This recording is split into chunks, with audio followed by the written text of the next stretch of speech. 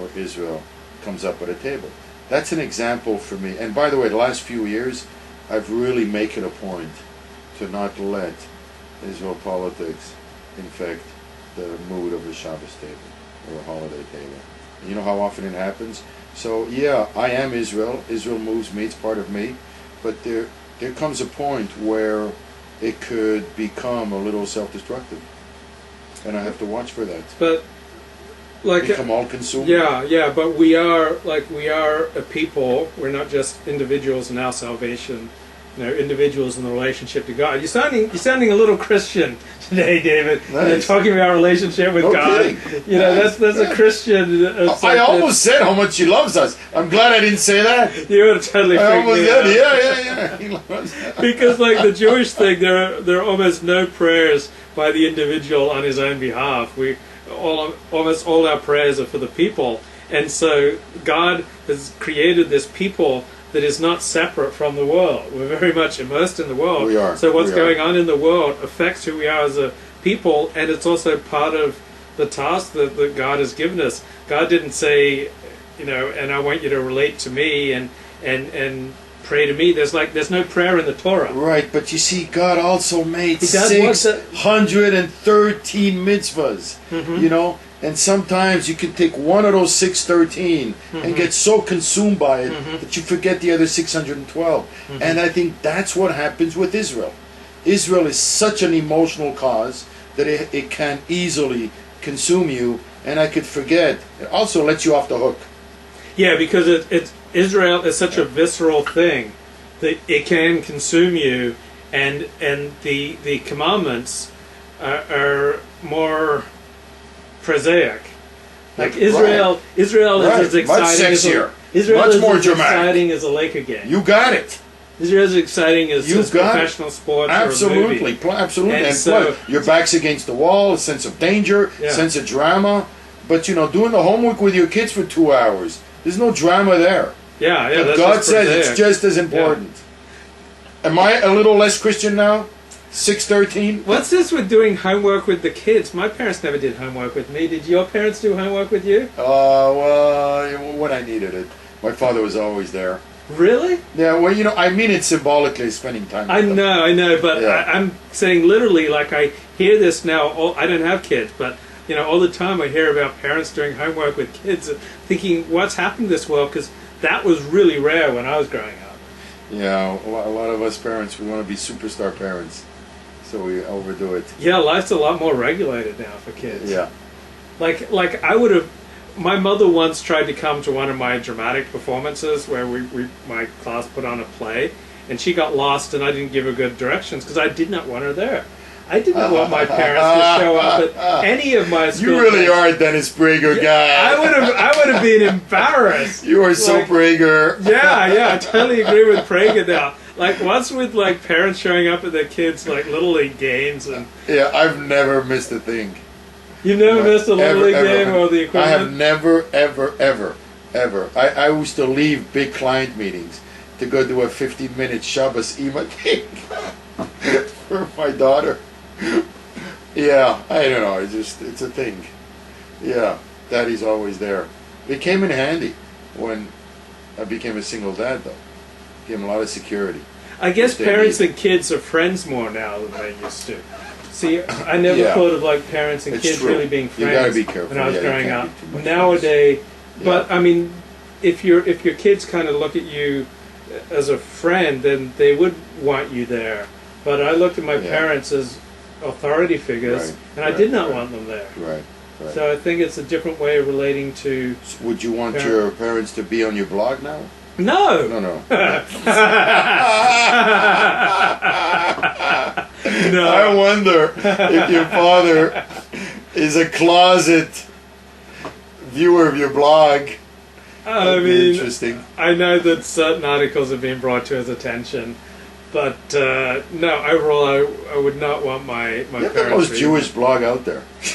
It's so intensely Jewish, Luke. It's so Jewish.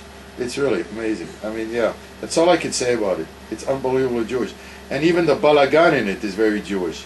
And the arguments and stuff, you know what I mean? So, and you're a funnel. You don't screen too much. You just put it out there. That's very Jewish. Anyhow, side note. Okay, let's go back with the cliche questions. Am I optimistic? Optimism is a nice subject. Number 5. What is my dream for the coming year? The Talmud says, whoever does not have a dream at least once every 7 days is called wicked. Isn't that interesting? If there one dream every 7 days, what do you think that means? Well, we need inspiration.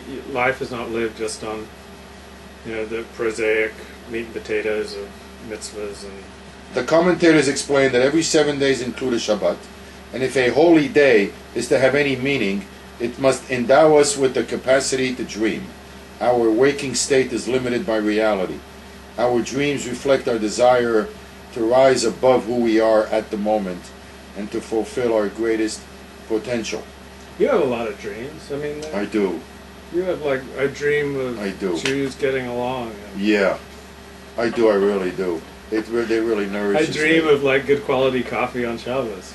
You do? No, you do. Oh yeah. I'm reciting your dreams. Yeah. You have a lot of dreams. You're about the most dreamy guy I know. I do. And I think part of it is, we're all sort of a function of our professions. That's what I was going to say. It's a product of your profession. It really is. Because for 25 years you were selling dreams. Yeah, sell dreams. And so you get in touch with what do people at core dream about. Because when you sell a product, you don't sell toothpaste, you sell the dream. Absolutely. You don't sell a mortgage, you sell the dream. What do people at heart really want? They want to be rock stars, or they want to be, in love. They want to be surrounded by security, and so you sell the dream. That's what you've been doing. And also, you look for holes. You look for things that are missing. You look out into the world. You see what's missing.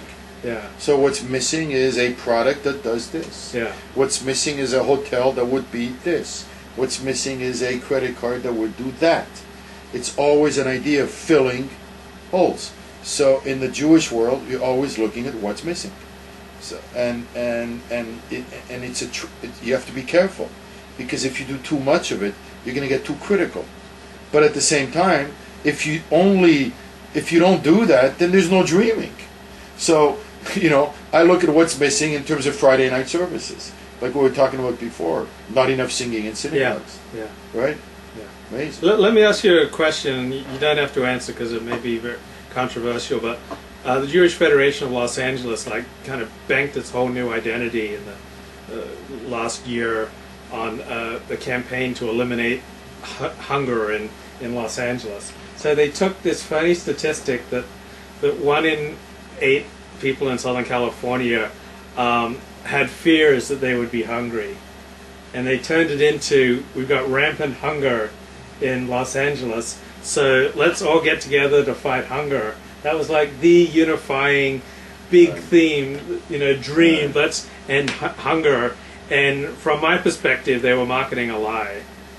But I'm harsh. But that was the big marketing campaign of the Jewish Federation. Let's end hunger. That was the dream. I thought it was deceptive, and I really don't think that should be the primary mission of a Jewish federation or of synagogues. Well, I'll tell you what the real dream was, because I know who I'm good friends with. I know. And I was skeptical at first when I saw the campaign. But the dream behind the dream was to make a difference in the world. No. Huh? No. Because remember, this is about brand building, so you have to say, who's the organization behind it? It's the federation. The dream behind the dream was a organization that had an image of being a monolith, ivory tower, disconnected for the community, confusing, especially with the Orthodox community. So the dreamers behind that dream said, wouldn't it be amazing if we found a way to take this monolith, this thing that's disconnected from the community, and find a way to bring it down to the street.